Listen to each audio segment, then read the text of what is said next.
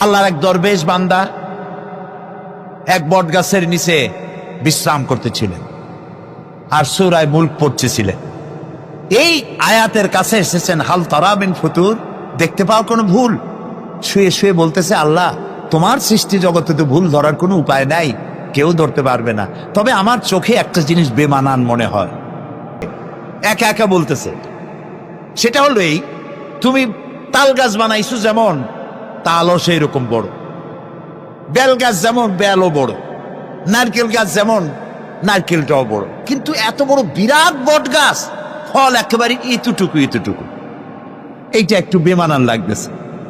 এই চিন্তা করতেছে দরবেশ সাহেব, হঠাৎ করে একটু বাতাস এসে গাছের ডাল আন্দোলিত হয়েছে, একটা আধা পাকা বটের ফল অনেক উঁচু থেকে ছিঁড়ে এসে দরবেশের নাকের উপরে পড়ছে, নাকটা জ্বলে উঠছে।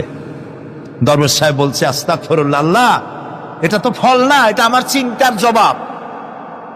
আমি চিন্তা করতেছি গাছ আনমান ফল হয় নাই, তাল গাছ যেমন ফল যেমন, বট গাছ যেমন ফল যদি ওই আকারে হইতো, ফলটা যে পজিশন নিয়ে আমার নাকে পড়ছে, এতে তো আমার নাকও যাইতো মাথাও যাইতো।